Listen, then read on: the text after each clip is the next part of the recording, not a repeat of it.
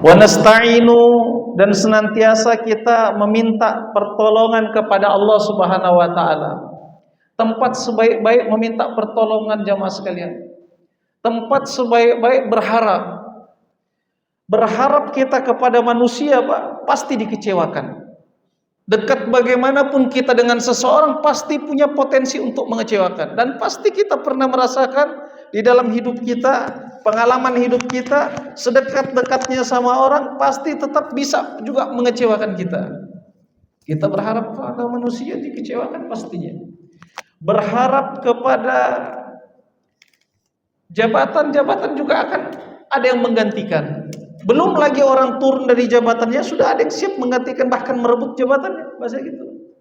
Jadi kalau seandainya kita bersandar kepada mas'uliyah atau jabatan yang sekarang kita miliki bisa, maka itu juga akan ada yang menggantikan. Berharap kita kepada harta juga akan diperebutkan oleh ahli waris.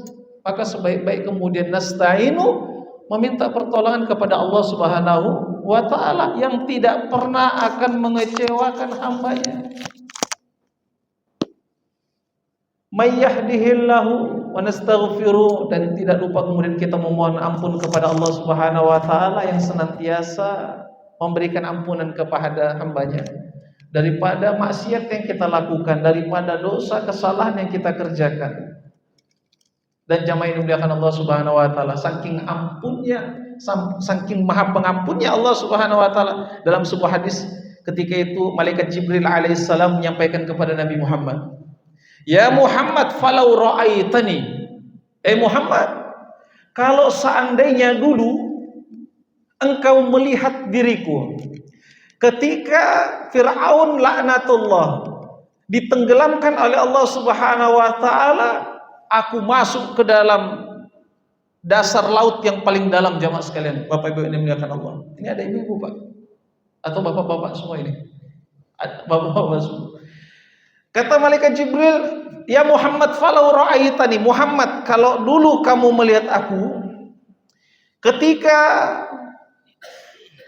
Fir'aun laknatullah alaih ditenggelamkan oleh Allah, aku masuk cepat-cepat ke dalam laut yang paling dalam, dasarnya ku ambil, kemudian lempengan tanah, bagian tanah yang paling lengket, ku tutup mulutnya Fir'aun, makhafatan ayyadrakahu rahmah.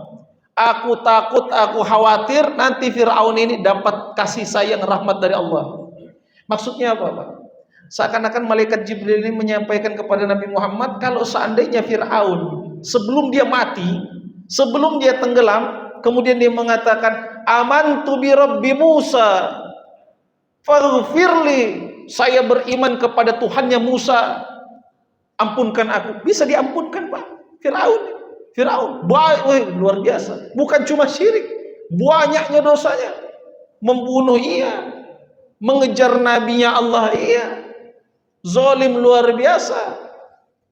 Bahkan kalau kita buka dalam Al-Quran itu, ini Fir'aun salah satu manusia yang paling berani dia, Pak. "Ana rabbukumul a'la." Saya ini adalah Tuhan yang tinggi. Ini bayangkan, kalau syirik kan kita menyekutukan Allah dengan sekutuan yang lain. Dosa enggak? Dosa besar. Tapi yang dilakukan Fir'aun lebih besar lagi, Pak. "Ana rabbukumul a'la." Saya Tuhan yang tinggi. Tapi kata malaikat Jibril, "Makhofatan an tadrakur rahmah." Saya kok khawatir kalau seandainya enggak ditutup mulutnya Fir'aun, dibukakan pandangan matanya terhadap surga dan neraka, dia ternyata betul Tuhannya Nabi Musa ini. Jamaah ini dimuliakan oleh Allah. Maka senantiasa kita kemudian memohon ampun kepada Allah Subhanahu wa taala agar kemudian turun ampunan kepada kita. May yahdihillahu fala mudhillalah. Barang siapa diberikan hidayah oleh Allah, fala mudhillalah, maka tidak akan kemudian ada yang bisa menyesatkannya. Wa man yudhilhu, barang siapa yang kemudian tidak diberikan hidayah oleh Allah Subhanahu wa taala, siapa yang akan kemudian memberikan petunjuk selain Allah? Dan sesungguhnya hidayah ini adalah hak prerogatifnya Allah, Pak. Hak patennya Allah. Bahkan Nabi SAW pun tidak memiliki hak sebagaimana haknya Allah. Bayangkan jamaah yang dimuliakan Allah. Orang yang paling dekat dengan Nabi, melindungi Nabi, menempel dengan Nabi, mengorbankan hartanya, menjadi bentengnya Nabi, pamannya Nabi, keluarganya Nabi, itu dimintakan oleh Nabi SAW agar hidayah masuk ke dalam dirinya, yang bernama Abu Thalib bin Abdul Muthalib, pamannya Nabi, saudara daripada ayahnya. Tapi ternyata sayang seribu sayang, jamaah yang dimuliakan Allah Subhanahu wa taala, hidayah ini ternyata betul-betul hak prerogatifnya. Salah satu nikmat yang Allah berikan kepada kita, salah satu kebaikan yang begitu indah yang Allah berikan kepada hambanya. Mudah-mudahan kemudian kita bisa dalam keadaan husnul khotimah pada akhirnya, jamaah yang dimuliakan Allah Subhanahu wa taala. Wa na'udzubillahi min kulli syururi anfusina, dan senantiasa kita memohon kepada Allah agar dijauhkan dari berbagai macam penyakit-penyakit anfusina, penyakit-penyakit hati, penyakit diri. Kenapa Ustaz itu begitu bahaya? Karena sesungguhnya, jamaah yang dimuliakan Allah, kalau orang terkena, mohon maaf, penyakit tubuh, penyakit misal, penyakit yang kemudian sangat kecil sekali kemungkinan sembuhnya, misalkan kanker saja. Orang terkena kanker atau terkena jantung, terkena kolesterol dan lain sebagainya, itu kalau dia wafat masuk ke dalam liang lahat, selesai. Tidak ada istilahnya orang wafat itu di alam di akhirat kelak penyakit jantungnya masih ikut, penyakit kolesterolnya masih ikut, kankernya masih ikut. Itu cuma wasilah saja, jemaah. Itu hanya sebagai wasilah kemudian kembali kepada Allah Subhanahu wa taala, kan gitu. Masuk ke dalam alam barzah. Tidak ada istilahnya di akhirat kelak ada orang yang terkena penyakit kanker kemudian di akhirat ikut juga penyakitnya, enggak. Tapi kemudian kenapa Nabi SAW mengingatkan kepada kita, Pak? Ada penyakit yang bahaya sekali. Makanya kalau khutib Jumat itu senantiasa menyampaikan, wa na'udzubillahi min kulli syururi anfusina. Karena penyakit hati ini bahaya, Pak. Bukan hanya berbahaya di dunia, tapi juga mencelakakan di akhirat. Setidaknya 4 kita hindari, jamaah yang dimuliakan Allah Subhanahu wa taala. Apa ya Ustaz? Yang pertama penyakit hati adalah riya. Dalam bahasa Arab riya ini asal katanya ra'a yara, artinya melihat. Maksudnya apa Ustaz? Riya itu artinya pengen dilihat. Nauzubillahi min dzalik, nauzubillahi min dzalik. Dalam artian, contohnya ada orang yang kemudian pengen sekali dilihat ibadahnya bagus dengan orang lain, tapi bukan karena Allah. Contohnya apa Ustaz? Misalnya pengantin baru datang ke rumah mertuanya, wah, ketika sholat tahajud dilihatnya bapak mertua ada lewat, akhirnya ketika baca agak dikeraskan sedikit, Bismillahirrahmanirrahim, ada mertuanya lewat. Kalau sendiri Bismillahirrahmanirrahim, Allahu Akbar, Allahu Akbar, ini namanya riya, cilaka, bahaya. Itu riya, jamaah. Ra'a yara, ingin dilihat, riya.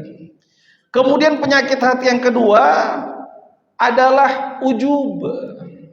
Ujub atau merasa lebih baik daripada orang lain, merasa sombong. Ini juga cilaka. Ini naudzubillah min dzalik. Bahaya juga, jamaah yang dimuliakan Allah Subhanahu wa taala. Aba wastakbara. Kalau kita lihat yang menjadi hal terpelesetnya umat manusia disebabkan hasadnya, dengkinya, ujubnya suatu makhluk yang bernama iblis laknatullah alaih, yang diangkat oleh Allah Subhanahu wa taala karena ketaatannya. Jadi iblis, Pak, kalau kita, Ustaz, kok tiba-tiba ada iblis di dalam surga? Ada asbab musababnya, ada perjalanannya, jamaah yang dimuliakan Allah. Iblis itu bukan kemudian satu makhluk lain daripada jin. Iblis itu bagian daripada jin, jemaah sekalian.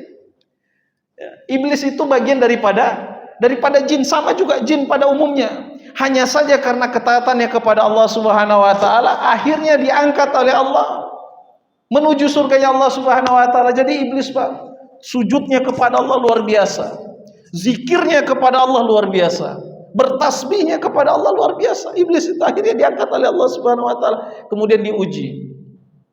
Wa idz qulna lil malaikati isjudu li adama fasajadu illa iblis aba wastakbara wa kana minal kafirin. Jadi iblis ini, jamaah yang dimuliakan Allah, bukan karena, mohon maaf ya, bukan karena membunuh dia diturunkan daripada surga, karena bukan levelnya iblis itu membunuh. Iblis ini diturunkan dari surga bukan karena korupsi. Aduh, korupsi lagi dibahas. Ini lagi ramai jamaah ini melihat Allah. Ya, tapi kita nggak ke sana dulu karena apa namanya? Pembahasan sedang hangat-hangatnya kan masalah korupsi ya. Jadi iblis ini diturunkan oleh Allah bukan karena korupsi, bukan karena membunuh, bukan karena mencuri, bukan karena berzina. Karena apa? Wa idz qulna lil malaikati isjudu, dan kami katakan kepada para malaikat. Kalau kita lihat Pak ayat ini, kalau orang-orang apa namanya, orang-orang yang paham dengan bahasa Arab mungkin agak sedikit mengganjal. Karena di ayat ini wa idz qulna lil malaikati isjudu, dan dikatakan kepada para malaikat. Allah tidak mengatakan wa idz qulna lil malaikati wal iblis judu, dan kami katakan kepada para malaikat dan iblis untuk sujud, enggak. Jadi seakan-akan kemudian Allah Subhanahu wa taala menaikkan levelnya iblis ini mirip dengan malaikat. Makanya apa? Dikolektifkan dengan ucapan wa idz qulna lil malaikati isjudu, dan kami katakan kepada para malaikat termasuk iblis diantaranya setelah diangkat oleh Allah ke dalam surga untuk sujud kepada Nabi Adam alaihissalam, bukan untuk menyembah Nabi Adam. Jadi kalau ada yang mengatakan Ustaz, Allah itu menyuruh hambanya untuk menyembah hambanya, enggak. Ada Ustaz dalam Al-Quran disuruh sujud kepada Nabi Adam, bukan. Jamaah yang dimuliakan Allah, sujudnya para malaikat itu bukan dalam rangka menyembah Nabi Adam, tapi dalam rangka untuk memuliakan saja. Dan juga ujian kepada iblis laknatullah alaih. Ternyata kata iblis gini Pak, aba wastakbaru wa kana minal kafirin, semua sujud kecuali iblis. Ketika ditanya, iblis kenapa tidak mau sujud kamu, tidak mau kamu muliakan ini Adam alaihissalam? Ini kata iblis Pak, mungkin ada benarnya juga secara logika, tapi kalau secara iman kalah sekali. Apa kata iblis? Ana khairum minhu khalaqatani min nar wa khalaqatahu min tin. Ya Allah, bagaimana caranya saya mau memuliakan Adam? Bagaimana caranya saya ini mau bersujud di hadapan Adam? Khalaqatani min nar, saya diciptakan dari api membara, wa khalaqatahu min tin, engkau ciptakan Adam itu dari tanah, dipijak-pijak, diinjak-injak. Bagaimana caranya ya Allah? Tidak mau. Secara logika ya betul juga kan, api kan lebih ini. Tapi ini kan ketaatan kepada Allah jemaah sekalian yang dimuliakan Allah. Bayangkan kalau seandainya kita lihat Pak di surah Al-Baqarah itu, kalau seandainya iblis ketika diperintahkan untuk sujud kepada Nabi Adam kemudian lantas sujud, barang nggak lama juga, paling sekian menit sujud kepada Nabi Adam, bangkit selesai, masuk lagi ke dalam surga. Sederhananya gitu loh Pak. Kenapa kemudian iblis ini tidak mau dan dia lebih mementingkan untuk membangkang kepada Allah, melawan kepada Allah? Itu tadi ujub. Naudzubillah min dzalik. Jadi yang pertama penyakit hati yang bahaya itu adalah riya, ro'aya, ingin dilihat. Kemudian yang kedua adalah ujub, abawastakbaro, merasa lebih baik daripada orang lain. Jadi ada sebuah kaidah yang disampaikan oleh guru-guru kami itu, pandanglah diri kalian bahwasanya sebagus-bagusnya diri kalian ada lagi yang lebih bagus daripada kalian. Seburuk-buruknya orang lain mungkin lebih buruk diri kalian. Agar apa jamaah yang dimuliakan Allah? Agar kemudian kita tidak memandang saudara kita ini dalam pandangan rendah kan gitu ya. Kita pandang saudara kita dalam pandang kasih sayang. Jamaah yang dimuliakan Allah Subhanahu wa taala. Saya biasanya juga jamaah kumpul dengan teman-teman hijrah.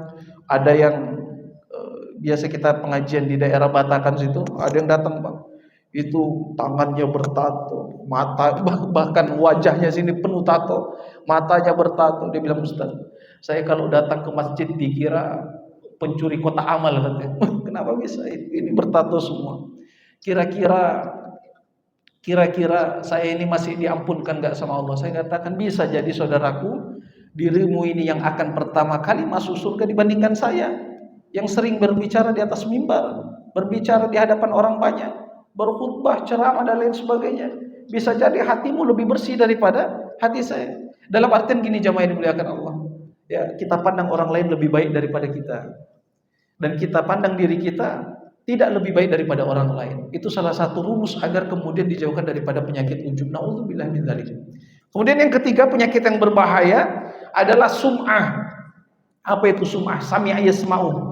Ya, artinya mendengar. Sum'ah maknanya adalah orang yang kemudian egois terhadap perkataannya, sum'ah, ingin didengar oleh orang lain. Nah, ini naudzubillah min dzalik, ini penyakit juga, Pak. Kemudian yang terakhir adalah hasad, ini penyakit juga. Jadi 4 ini kita ikhtiarkan selalu berdoa kepada Allah agar dijauhkan daripada ini. Yang keempat ini yang juga bahaya, Pak. Ini yang juga dimiliki oleh iblis laknatullah alaih, adalah hasad. Hasad, dengki. Ustadz, apa bedanya apa bedanya orang yang iri dengan dengki? Apa bedanya hasad dengan orang iri? Beda, Pak. Kalau orang iri gini, Pak. Kalau orang iri, misalnya ada tetangga kita punya mobil baru. Wih, bagusnya mobilnya. Saya juga pengen mobil itu. Itu namanya iri. Manusiawi. Kadang kan ada orang dapat nikmat, kita juga pengen seperti itu. Nah, kalau hasad apa Ustaz bedanya? Kalau hasad dengki, Pak, bahaya, cilaka ini. Penyakit ini. Hasad itu ketika orang lain mendapatkan nikmat, bagaimana caranya dia ingin nikmat yang didapatkan orang lain itu apa? Hancur, binasa. Itu bahaya. Misalnya, contohnya bagaimana, Ustaz? Ada tetangganya habis renovasi rumah. Dia muncul di dalam hatinya, kalau orang iri kan, bagus ya, direnovasi. Ya, mudah-mudahan saya juga pengen kayak gitu. Itu iri, ya biasa, wajar.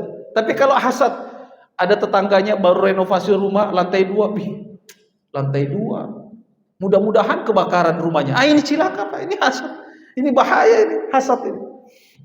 Jadi beda hasad dengan iri. Kalau iri itu menginginkan sesuatu sama kayak orang lain, tapi kalau hasad menginginkan nikmat yang orang lain dapatkan, untuk nikmat itu hilang. Ada orang punya motor baru, mudah-mudahan bocor bannya. Ini hasad, bahaya, dengki, cilaka ini.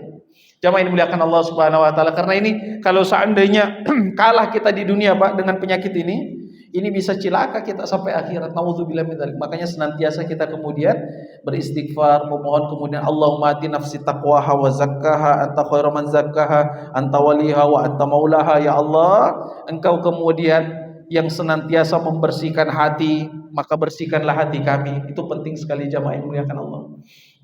Salawat serta salam kita sampaikan kepada Nabi kita Nabi Muhammad SAW dengan mengucapkan Allahumma sholli ala Muhammad wa ala ali Muhammad fil alamin innaka Hamidum Majid. Allahumma sholli ala sayyidina Muhammad wa ala ali sayyidina Muhammad fil alamin innaka Hamidum Majid. Ustaz, kenapa sholawatnya 2 kali? Saya biasanya kalau kajian gitu, Pak. Allahumma sholli ala Muhammad wa ala ali Muhammad. Allahumma sholli ala sayyidina Muhammad wa ala ali sayyidina Muhammad. Agar kemudian ini pertegasan bahwasanya orang kalau sholawat pakai sayyidina silakan, enggak pakai juga enggak jadi masalah. Jangan sampai kita ini kaum muslimin, Pak, hanya fokus kepada perkara pakai sayyidina apa enggak, kan gitu ya. Hanya fokus kepada basmalah sir apa jahat. Hanya fokus kepada perkara yang sifatnya hilafiyah. Sedangkan masih banyak saudara-saudara kita yang tidak paham agama. Ini kan cilaka ini, Pak. Asik kita berdebat berkaitan dengan pakai sayyidina atau enggak pakai sayyidina, basmalah sir apa jar. Sedangkan ada saudara-saudara kita di sana dikristenisasi oleh orang-orang misionaris. Oleh karenanya terhadap sesuatu yang kita berbeda, kita saling berlapang dada. Terhadap yang kita sepakati, maka kita saling tolong menolong. Karena itu ada kuncinya, Pak. Kalau seandainya kita kemudian hanya fokus kepada perbedaan khilafiyah di antara kita, nggak bakalan selesai. Nggak bakalan rukun kita sebagai jamaah masjid.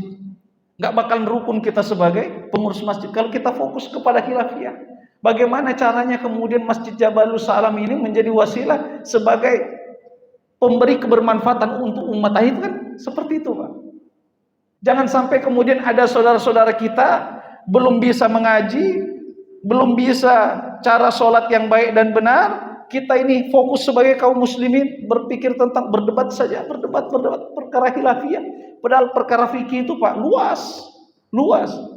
Ya, kalau kita mau berdebat saja, Pak, tentang khilafiyah, contoh sederhana, sentuh istri itu batal apa enggak wudu, Pak? Kan bahasa gitu ya. Wah, ini berat ini. Ini perkara fundamental dalam ibadah, Pak. Dasar daripada ibadah. Karena syarat sahnya sholat adalah bersuci atau haratu minal hadath. Suci daripada hadas kecil maupun hadas besar, salah satunya berwudu tadi. Ini wudu ini kira-kira kalau nyentuh istri batal apa enggak? Kalau kita fokus kepada itu, Pak, enggak selesai kita. Ya. Fokus saja kita terhadap itu. ada hujahnya masing-masing, ada punya landasan masing-masing. Kita saling kemudian menguatkan, kita saling kemudian bertoleran, sehingga jadi masalah sama orang, mohon maaf, non muslim aja kita toleransi, apalagi kepada kaum muslim. Kalau Ustaz, menurut mazhab Syafi'i, lamastumun nisa, menyentuh istri adalah sesuatu yang membatalkan karena istri itu adalah ajnabiyah yang kita nikahi. Maka kita memandang bahwasanya orang lain yang menganggap bahwa tidak batal menyentuh istri, otomatis sholatnya tidak sah, karena itu termasuk syarat sahnya sholat. Bahkan gitu, Pak. Kalau kita pikir itu, Pak, maka kita akan mengatakan saudara kita ada yang enggak sah sholatnya. Tapi kalau kita lihat, ini ada hadisnya. Rasulullah SAW ketika hendak ke masjid pernah mencium kening istrinya, kemudian sholat tanpa wudhu lagi. Ada dalilnya ternyata. Ini ada dalilnya juga. Selesai, Pak. Nggak jadi masalah kita. Nggak bakalan kemudian fokus kepada perbedaan. Itulah yang menjadi fokus utama kita. Jamaah yang dimuliakan Allah Subhanahu wa taala, ini penting sekali dan ingin kita syiarkan, dan ingin setiap saya menyampaikan di mana saja, dimanapun masjid saya sampaikan ini, Pak, agar kemudian kita tidak terfokus kepada itu. Ya, kita saling menguatkan dalam dakwah, kita saling menguatkan dalam kekuatan kaum muslimin, ukhuwah, persaudaraan kaum muslimin. Jangan sampai kita biarkan kemudian fokus terhadap perbedaan yang ada. Saudara kita di Palestina mati kelaparan. Kita fokus kepada perbedaan yang ada, akhirnya apa? Saudara kita banyak yang jatuh kepada kesyirikan dan lain sebagainya. Jamaah yang dimuliakan Allah Subhanahu wa taala. Maka pada subuh hari yang berkah ini, sama-sama kemudian kita insyaallah akan mentadabburi sebuah ayat di dalam Al-Qur'an, tepatnya pada surah Ali Imran ayat 14. Jamaah yang dimuliakan Allah Subhanahu wa taala. Bagus sekali ini ayat. Dua ayat di dalamnya tapi menyampaikan makna yang begitu luas. Allah Subhanahu wa taala berfirman, a'udzubillahi minasyaitonir rajim. Zuyyina lin-nasi hubbus syahawati minan nisa wal banina wal qanatiril muqantarati minadh dhahabi wal fiddah wal khaylil musawwamati wal an'ami wal harath dzalika mata'ul hayatid dunya wallahu indahu husnul ma'ab. Apa artinya? Allah Subhanahu wa taala menyampaikan dalam firman yang mulia, zuyyina linnas, sungguh dibuat pandangan manusia, dibuat silau pandangan manusia, dibuat indah pandangan manusia, dibuat silau. Jadi silau itu dua, Pak, berbahaya. Ada yang berbahaya, ada yang membahagiakan. Silau, kita berada di sebuah tempat, di sebuah lorong, kita lihat tiba-tiba ada cahaya yang terang benderang silau datang semakin mendekat, ini bahaya karena bisa jadi cahaya daripada kereta ditabrak, mati kita, bahaya. Silau yang membahayakan. Ada enggak Ustaz silau yang menyenangkan? Ada. Silau kilauan daripada misal kita melihat emas 24 gram ya atau 24 karat silau, wah kita senang dengan emas karena kilauannya menyenangkan. Tapi kalau kereta bisa membahayakan. Dalam artian silau ini atau sesuatu yang membuat mata kita seakan-akan memandang sesuatu yang indah ini bisa baik bisa buruk. Jamaah yang dimuliakan Allah. Allah menyampaikan zuyyina lin-nasi hubbus syahawati minan nisa, dibuat silau pandangan manusia terhadap syahwatnya, rasa cintanya kepada perempuan, minan nisa, kepada pasangannya. Kalau perempuan termasuk kebalikannya kepada laki-laki, laki-laki kepada perempuan, perempuan kepada laki-laki. Wal banin, dan anak keturunan. Wal qanatiril muqantarati minadh dhahabi wal fiddah, dibuat silau juga pandangan manusia daripada harta yang bergelimpangan begitu banyak. Ya. Begitu banyak 73 kg emas. Ini membuat silau manusia ini, Pak. Silau manusia sekian miliar minadh dhahabi wal fiddah, daripada emas dan perak, membuat silau manusia, membuat seakan-akan indah di pandangan manusia. Wal banin wal qanatiril muqantarati minadh dhahabi wal fiddah wal an'am wal khailil musawwamati wal an'am. Wal khail, khail itu artinya adalah kuda, Pak, kendaraan. Kalau zaman sekarang kan enggak pakai kuda kita, mobil, motor, Alphard, Fortune, motor yang mahal dan lain sebagainya. Wal khailil musawwamati wal an'ami wal hars, dan juga peternakan, persawahan, perkebunan. Kalau zaman sekarang ada pertambangan ya dan lain sebagainya. Dzalika mata'ul hayatid dunya, jamaah ini muliakan Allah, usini wa iyyakum, naudzubillah min dzalik. Usini wa iyyakum. Itu semua kata Allah adalah perhiasan dunia. Dalam artian apa jamaah ini muliakan Allah? Apakah Ustaz dalam ayat ini zuyyina lin-nasi hubbus syahawati minan nisa, dibuat indah pandangan manusia terhadap perempuan, terhadap pasangan. Oh, berarti Allah melarang kita punya pasangan? Seorang suami, seorang laki-laki punya istri, atau sebaliknya? Tidak, Pak. Wal banin, dan juga anak keturunan. Apakah Allah mengatakan bahwa anak keturunan itu tidak penting? Kita dilarang untuk memiliki anak keturunan. Wal qanatiril muqantarati minadz dzahabi wal fiddah, dan juga harta yang bergelimpangan. Apakah Allah tidak menyukai hambanya yang menjadi kaya raya? Wal khailil musawwamati wal an'ami wal hars, dan juga tadi kendaraan, perkebunan dan lain sebagainya. Apakah Allah Subhanahu wa taala melarang kita mendapatkan itu semua? Maka jawabannya tidak. Ini di ayat selanjutnya, ini solusinya. Qul a'unabbiukum bi khairim min dzalikum, katakan, kata Allah kepada Nabi Muhammad, katakan kepada hamba-hambaku, ada yang lebih baik daripada itu semua. Lilladzina taqaw, ini menjadi sebaik-baik bekal, Pak. Lilladzina taqaw adalah orang yang bertakwa kepada Allah Subhanahu wa taala. Dalam artian begini, Pak.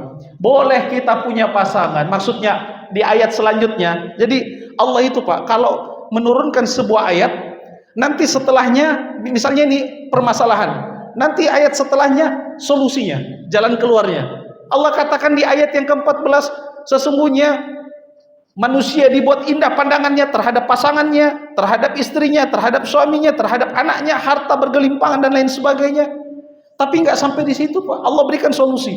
Qul lilladzina taqaw, qul a'unabbiukum bi khairin min dzalikum. Ada yang lebih baik daripada itu, yaitu orang yang bertakwa. Maksudnya apa, Pak? Begini. Maka kita tarik lagi ke atas. Kita tarik lagi makna takwa ini ke atas. Boleh kita punya pasangan, boleh kita punya istri, seorang perempuan boleh punya suami, tapi jadikan kemudian hubungan ikatan pernikahan, hubungan rasa cinta ini dilandasi ketakwaan kepada Allah Subhanahu wa taala. Itu maksudnya, Pak. Allah katakan dibuat indah pandangan manusia terhadap pasangannya. Boleh kalian punya pasangan, tapi jadikan pasangan kalian adalah saling bertakwa kepada Allah Subhanahu wa taala. Jangan sampai ada seorang istri, suaminya capek misal, tertidur, ada azan subuh, Allahu akbar, Allahu akbar. Akhirnya istrinya bangun duluan, dilihat, aduh, suamiku kasihan betul, dia kerja seharian capek, biarkan aja. Ini namanya nggak sayang sama suaminya, Pak. Ya. Sebenar-benarnya kemudian sayangnya seorang istri mengingatkan juga suaminya dalam ketaatan. Begitu juga suami, Pak, kepada istrinya. Kalau zaman sekarang banyak sekali kemudian dayuts, ya bahaya, Pak, zaman sekarang. Makanya kalau kita masuk ke mall itu, Pak, ke tempat belanja BSB apa segala macam itu, baca ta'awudz, a'udzubillahi minasyaitonirrajim. Kenapa kita masuk niatnya pengen belanja, lain lagi dilihat. Bayangkan. Banyak suami-suami laki-laki bawa istrinya kok pede betul. Mohon maaf. Insya Allah jamaah kita ini ada orang-orang soleh semua. Banyak kemudian orang di luar sana, suami bawa istrinya ke tempat belanja, tempat mall, jalan-jalan, dibiarkan istrinya terbuka auratnya. Ada yang pakai pakaian mini, celananya pendek, kemudian bajunya juga mini dan lain sebagainya. Ini kan cilaka ini, Pak. Masa iya kemudian ada seorang suami tidak ada rasa cemburunya melihat kayak gitu kan? Kalau seandainya kemudian betul-betul sayang kepada pasangannya, istri sayang kepada suaminya, suami sayang kepada istrinya, bangunlah rasa cinta itu karena ketakwaan kepada Allah Subhanahu wa taala. Betul-betul. Oh, ini suami saya capek tapi tidak apa-apa, Pak, ayo sholat dulu. Nanti habis sholat subuh baru istirahat. Misal. Atau kepada istrinya, Bu, jangan keluar kecuali tutup aurat. Karena apa? Nanti saya akan dimintai pertanggungjawaban kepada Allah Subhanahu wa taala di akhirat kelak. Itu, Pak. Boleh kita punya pasangan, tapi kita jadikan kemudian hubungan kita karena Allah Subhanahu wa taala, berlandaskan ketakwaan kepada Allah Subhanahu wa taala. Itu yang pertama. Kemudian yang kedua, awal banin, dan juga anak keturunan. Apakah kemudian Allah melarang hamba-hambanya memiliki keturunan. Tidak, bahkan Nabi SAW menyampaikan, perbanyaklah kalian keturunan, karena di akhirat kelak aku akan bangga dengan umatku karena banyaknya jumlahnya. Dalam artian boleh kita Pak punya anak, ya, punya keturunan, tapi kita pastikan kemudian anak-anak kita menjadi anak yang bertakwa kepada Allah Subhanahu wa Ta'ala. Maksudnya apa Pak? Kita ingatkan, jangan sampai kemudian, saya itu pernah mengisi kajian guru-guru ngaji Pak, guru-guru ngaji di daerah Balikpapan Tengah kalau tidak salah itu. Ada seorang ibu ustazah, ibu guru ngaji gitu kan. Dia sampaikan, Ustaz, kenapa Bu Ustazah? Aduh, saya ini jadi guru ngaji kadang dilematis katanya. Kenapa bisa? Ini kan anak-anak SPP-nya tiap bulan itu 10.000. Saya bilang 10.000. Kok kayaknya kurang? Iya Ustaz, 10.000. Kemarin saya diprotes sama wali santri, wali murid ngajar di TPA. Kenapa bisa? Karena saya minta lagi uang 11.000 untuk untuk print rapotnya. Ada beberapa lembar rapot itu kita print dengan kertas yang bagus. Diprotes sama wali murid. Oh, kenapa bisa begitu? Itu kan udah per bulannya cuma 10.000. Kalau mungkin di TPA Jabal Salam kan mungkin bisa lebih dan lain sebagainya. Tapi jamaah ini muliakan Allah, saya punya adik dulu, adik saya sekarang berlayar ya, orang perkapalan. Dulu ketika les bahasa Inggris kalau tidak salah les bahasa Inggris atau matematika di dekat rumah itu Pak, per bulan 500.000. Betulan Pak, Allah ini per bulan itu ratusan ribu dia bayar, ratusan ribu. Tapi kemudian ada banyak orang tua di luar sana yang anaknya untuk bayar per bulan saja SPP TPA-nya, Taman Pelajaran Al-Quran, itu 11.000 sudah protes Pak. Bayangkan itu. Jamaah ini muliakan Allah Subhanahu wa Ta'ala. Maksudnya apa? Nanti ada korelasinya Pak. Dan ini kisah nyata. Jamaah ini muliakan Allah Subhanahu wa Ta'ala. Kenapa kemudian anak kita harus menjadi orang yang bertakwa? Bayangkan kita fokus kepada dunianya, fokus kepada bahasa Inggrisnya, fokus kepada matematikanya, IPA-nya. Itu bagus. Bagus Pak, bagus. Tapi jangan lupa kemudian perkara akhirat. Saya guru agama kadang kalau misalnya saya kasih nilai kurang bagus kepada murid saya karena memang dia nggak bagus nilainya, ujiannya nggak bagus, itu saya lihat nggak ada juga orang tua protes ke saya. Tapi kemudian kalau ada nilai matematikanya jadi 7, marah-marah sama wali kelasnya. Kenapa?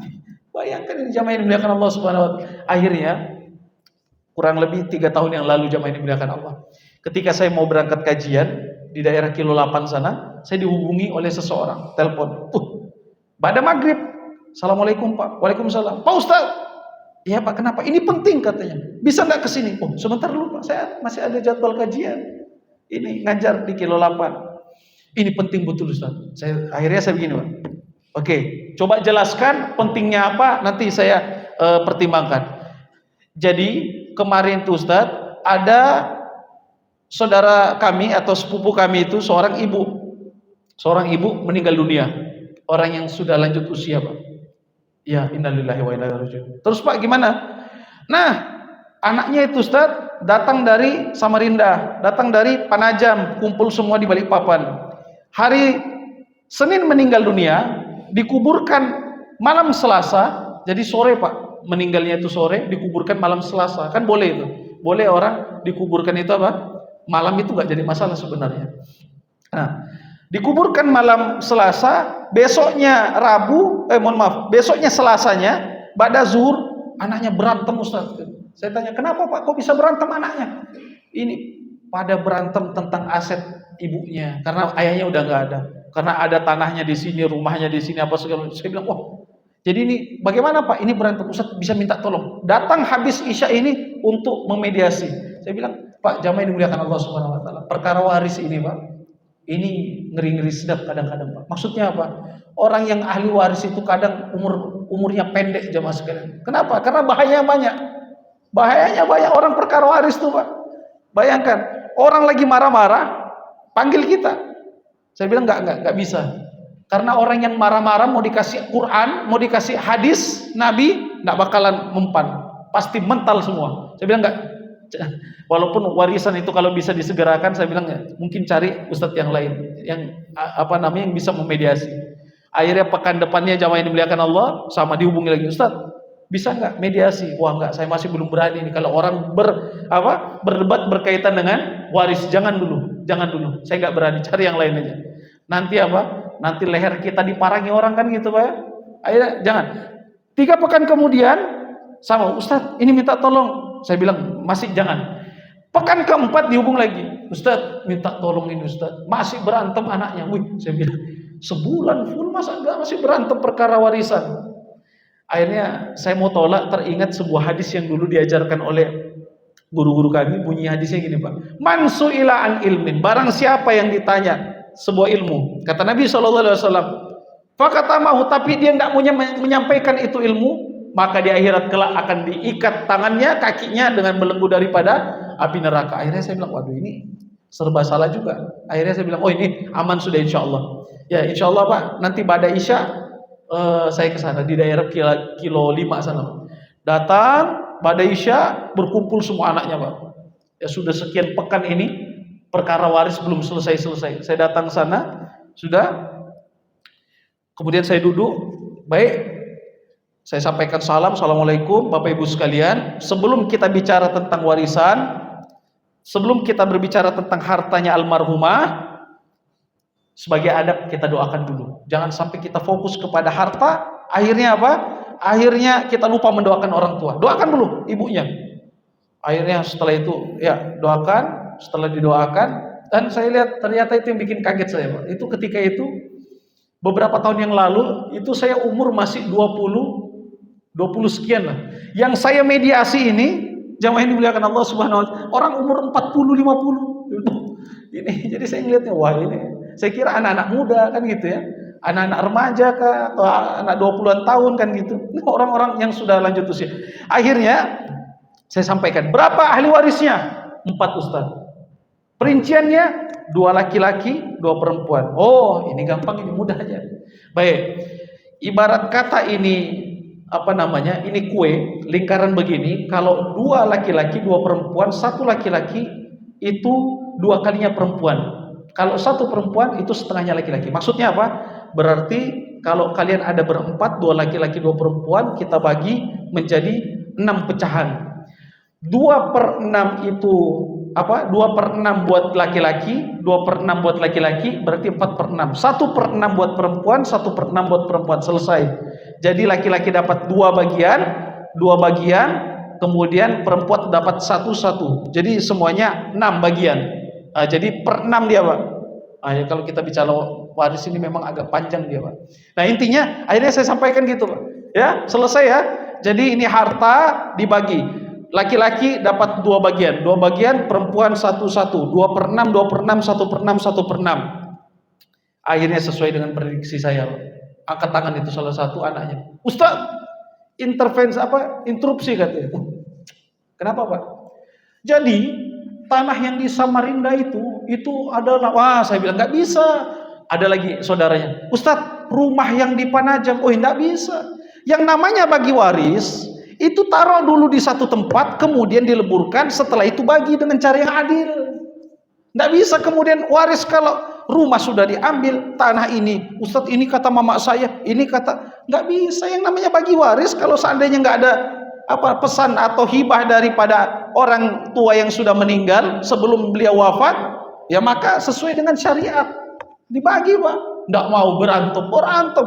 Bayangkan ba'da Isya Pak, saya sampaikan dalilnya, ayat Al-Qur'annya, hadisnya, pembagiannya, selesai.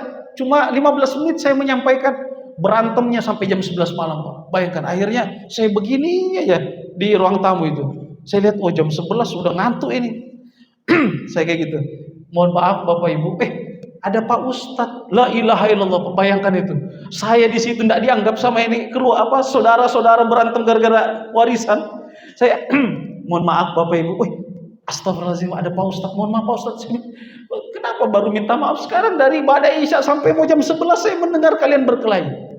Akhirnya mohon maaf, ini yang penting saya sudah sampaikan ayatnya, saya sampaikan hadisnya, saya kembalikan kepada Bapak Ibu sekalian. Ya silakan diatur bagaimananya, saya izin pamit. Akhirnya mungkin rasa tidak enak kan gitu. Oh iya Ustaz, mohon maaf, akhirnya berempat ini minta maaf. Saya nggak tahu setelah itu berdebat lagi atau bagaimana. Akhirnya dalam artian akhirnya saya tanya Pak kepada orang yang nelpon saya itu, keluarganya, Pak, kenapa bisa begitu? Kenapa kok anaknya ini 4 orang ini berkelahi masalah warisan? Ustaz, dulu kita tidak cerita jelek tentang orang tuanya yang sudah meninggal, tapi begitu adanya. Kenapa Pak? Ketika anaknya itu masih kecil, enggak ada yang diajarkan ngaji Ustaz. Dimasukkan TP aja enggak, tapi ketika dimasukkan les matematika, les bahasa Inggris, les IPA, itu biar berapa ratus ribu, biar berapa juta dibayar sama orang tuanya. Tapi anaknya untuk belajar TPA, belajar agama enggak diperhatikan Ustaz. Saya bilang, oh pantas. Maksudnya apa? Ketika kemudian orang tua itu fokus kepada matematikanya anak Pak, ketika masuk kita ke dalam liang lahat, di kuburnya kita yang pertama kali digunakan ilmu adalah matematika. Hitung-hitungan bagaimana caranya saya mengambil harta warisan orang tua saya, begini hitungan-hitungan, karena matematika. Ustaz, apakah tidak bagus? Bagus Pak, ilmu umum itu bagus. Karena saya juga basicnya guru matematika, bagus. Bahasa Inggris, bahasa Indonesia, semuanya bagus. Tapi jangan lupa kemudian yang paling utamanya landasan agama ini harus kuat. Sehingga ketika kita masuk ke dalam liang lahat, orang tua masuk ke dalam kuburnya itu, anaknya nggak serta-merta pulang kepada rumah duka Pak. Sebelum pulang ke rumah duka, mampir dulu ke panti asuhan, ke pondok pesantren, dikumpulkannya para santri penghafal Quran, dikumpulkannya para santri yatim piatu, adik-adik, anak-anak yatim yang dimuliakan Allah. Barusan saya pulang dari makam, orang tua saya, bapak saya, ibu saya meninggal, saya datang ke sini, ini ada sebagian harta mereka, saya hadiahkan buat jajan adik-adik, ini ada makanan, kotakan, saya minta tolong doakan orang tua saya itu Pak. Kalau seandainya kemudian anak kita kemudian dia tumbuh dalam ketakwaan kepada Allah Subhanahu wa taala. Makanya Allah mengatakan wal banin, dan anak keturunan lilladzina taqaw. Boleh punya keturunan, silakan, bebas berapa banyaknya, berapa jumlahnya, tapi kita jadikan kemudian bertakwa kepada Allah Subhanahu wa taala. Mudah-mudahan anak kita termasuk anak yang bertakwa kepada Allah. Nah, jamaah ini dimuliakan Allah. Wal khailil musawwamati wal an'ami wal haras minadz dzahabi wal fiddah. Ini juga Pak pembahasan kita dalam pada ayat ini. Di antara hal yang kemudian membuat silau pandangan manusia adalah harta yang bergelimpangan daripada emas dan perak. Ya, kita lihat sekarang Pak, saking luar biasanya rakusnya manusia, haknya orang lain diambil dengan cara yang zalim. Harta orang lain, harta negara, harta masyarakat diambil dengan cara yang zalim. Kalau jamaah pernah dengar ada namanya Kiai Haji Bahauddin Nur Salim, atau kita kenal dengan Gus Baha, beliau sampaikan gini, kalau seandainya kita ini kenyang, makan makanan nasi 1 piring banyaknya, atau mentok-mentok tambah 2 piring, untuk apa kita korupsi? Nauzubillah. Maksudnya gini Pak, kalau seandainya kenyang kita makan 1 piring, 2 piring, kenapa kita ambil yang miliaran rupiah uangnya orang lain, hartanya orang lain? Kenapa bisa kemudian kita tenang tidur kita, enak makan kita, sedangkan yang kita gunakan itu adalah hak orang lain. Jamaah ini muliakan Allah Subhanahu wa taala. Boleh kita menjadi orang yang kaya raya, Pak, enggak jadi masalah. Coba cari ayatnya, cari hadisnya. Enggak bakalan Allah Subhanahu wa taala melarang hambanya untuk menjadi orang kaya, enggak. Lilladzina taqau. Tapi jadikan kemudian harta kita ini adalah harta yang menjadi jembatan menuju surganya Allah Subhanahu wa taala. Makanya jamaah masjid Jabal Salam ini yang sudah ikut mewakafkan ini masjid, yang sudah mensupport semennya, pasirnya, karpetnya, AC-nya dan lain sebagainya Pak. Hitungannya gini Pak, ini tadi kita ada beberapa jamaah, satu saf ini cukup berapa jamaah Pak? Satu saf ini sekitar berapa? 30 jamaah satu saf. Misal kita hitung saja satu saf 30 ya. Kita pakai hitung itu. Dan ini memang seperti ini hitungannya, Pak. Jamaah ini dimuliakan Allah Subhanahu wa taala. Jadi 30 orang misal membaca Al-Fatihah. Kepanjangan Al-Fatihah. Bismillah saja, Pak. Bismillahirrahmanirrahim. Berapa itu? Berapa huruf?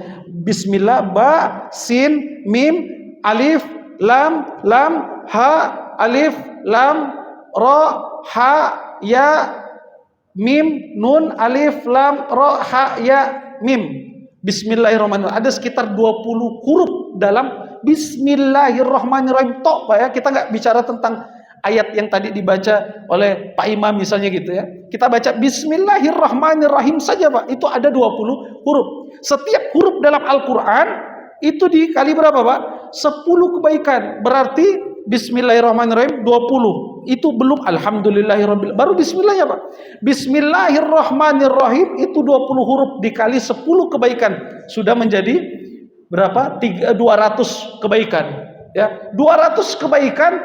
Salat jamaah sabwa isrin 27 kali derajatnya Pak. Berarti berapa? 200 dikali 27 derajat orang salat jamaah.